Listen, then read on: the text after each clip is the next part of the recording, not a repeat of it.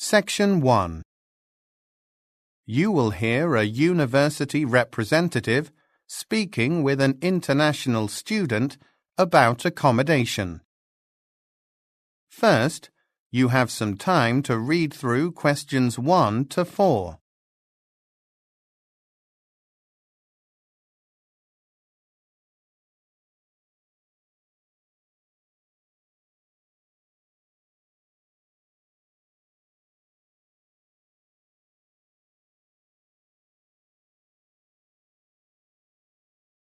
Now, listen carefully and answer questions 1 to 4.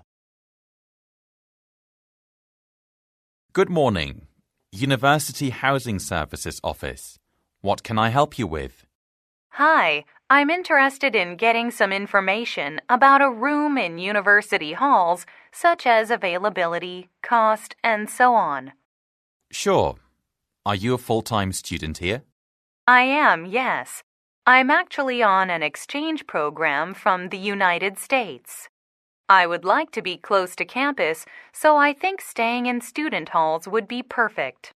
I have some options for you then. But before we talk about that, may I ask for your name and contact number? Stephanie Mills.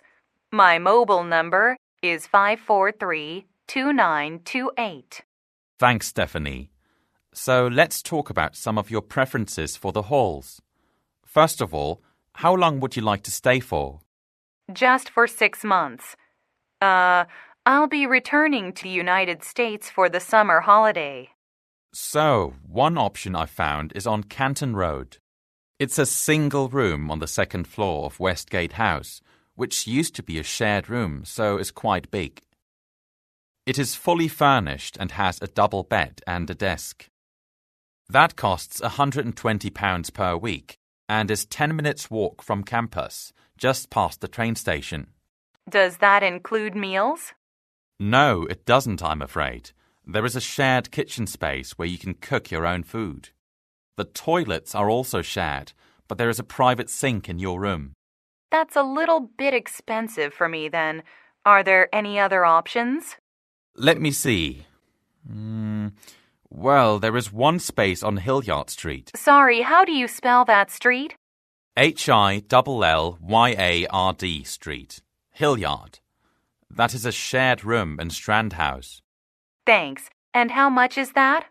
That is £130 a week, but does include breakfast and lunch on weekdays. There is a canteen in the building which is open to all residents. The room has a desk and a bed, only a single. It does include an ensuite toilet though, which you share with your roommate. That sounds okay. I don't mind sharing. How far is that from campus? It's a bit further, about 20 minutes by foot, so it would be hard to walk to school.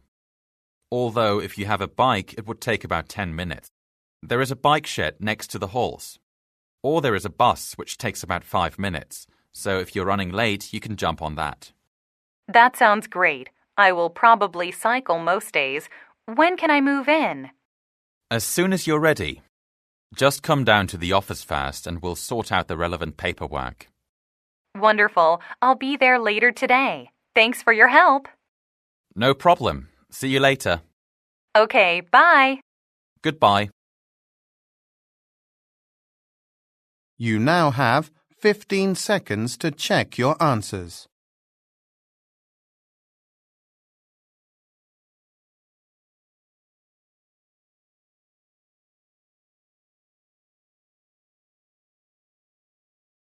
Section 1. You will hear a telephone conversation between a sales agent for a ticketing office and a customer.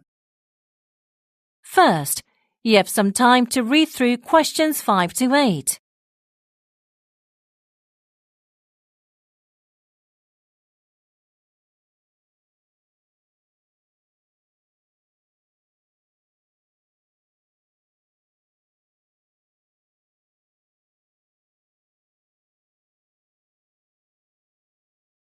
Now listen carefully and answer questions 5 to 8.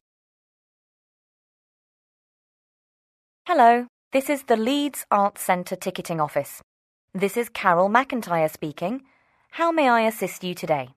Yes, I'd like to inquire if you have any performances occurring at your facility in the month of October. Do you have a particular type of performance in mind that you want to see?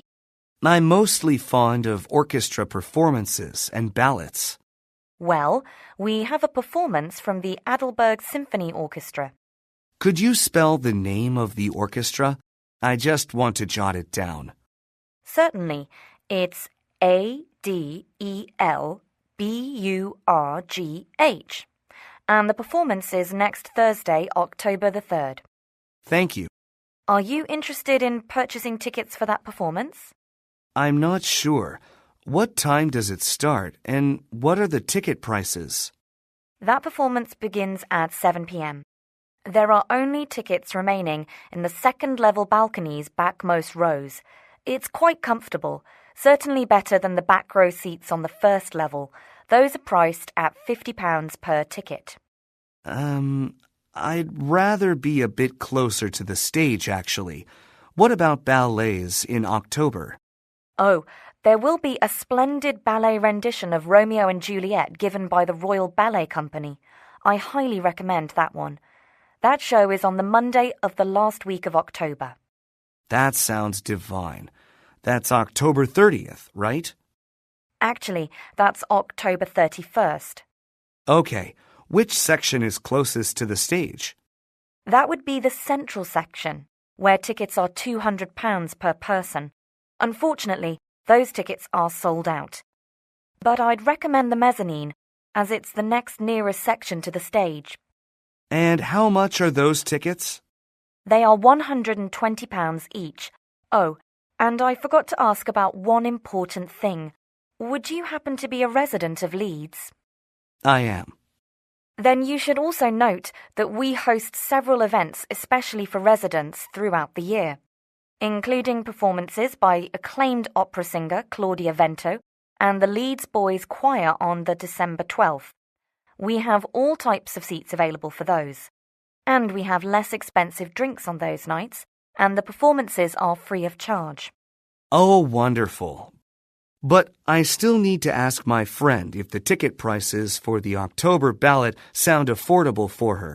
Can I call you back later to buy the tickets? Absolutely. Our office is open daily from 8 a.m. to 6 p.m. Great. Thanks for your help. Goodbye. Bye. You now have 15 seconds to check your answers.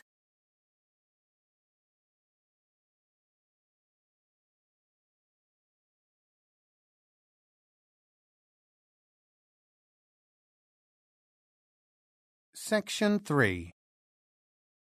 You will hear two business students talking to their tutor about a research project on flexible work policies.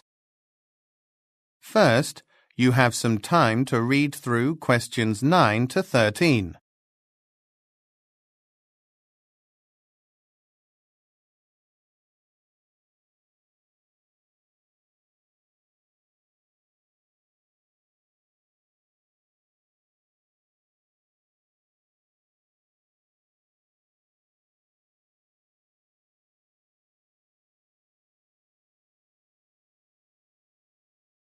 Now listen carefully and answer questions 9 to 13. I'm interested in hearing how your research on alternative workplace policies is going, Aiko and Gary. The last time we talked, you said you were going to focus on flex place and flex time? Yes, that's right. So, what progress have you made? Well, I looked through some case studies I found in the library showing that flex time policies, which basically let employees decide what hours they work, allow for less fatigue and illness. In addition, motivation among company workers was increased, and people were more enthusiastic about their work. What conclusion did the studies reach? It seems flex time is really great for employees, actually. They can adapt their work hours to public transportation schedules and road traffic, and even more importantly, they have opportunities to spend more time with their children. So, their work-life balance is greatly improved. I've discovered that, with flex time, parents don't have to give up their jobs to raise their kids. This has been a great advantage for mothers and fathers with very young children. That's all good. You should research more about how FlexTime has benefited employers, since the project must cover that as well. I think you have enough material on employees' viewpoints. Could you add some details about that to your analysis? Absolutely. And I'll read through some other studies I found proving that FlexTime employees make fewer errors and are more effective. Great. Now, Aiko, to come back to you, have you found any similar results with regard to FlexPlace? Well, there aren't as many case studies available about FlexPlace, and it's a more recent phenomenon. I thought FlexPlace would be inconvenient for workers, but I found out that increases in both wireless internet access and laptop affordability have made working from different locations more practical. Sure, but I want you to look a bit more deeply into FlexPlace than that. I know there are several companies in London offering FlexPlace programs. Since you don't have many previously conducted company studies to rely on, how about interviewing some of their recruitment staff? Oh, all right. That's an excellent idea. I'll do some research online and see what companies I can find. Sounds good. And can you both send me a draft of your research report this week? Then let's meet again next Wednesday so I can give you some additional feedback on your findings. You now have 15 seconds to check your answers.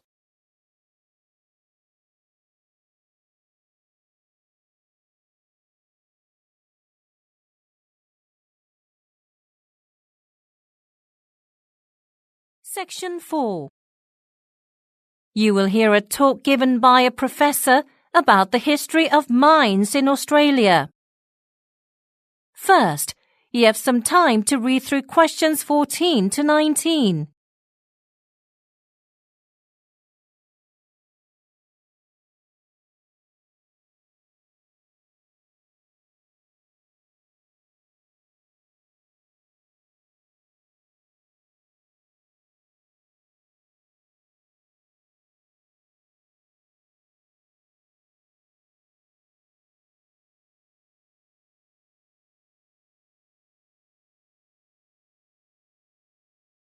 Now listen carefully and answer questions 14 to 19.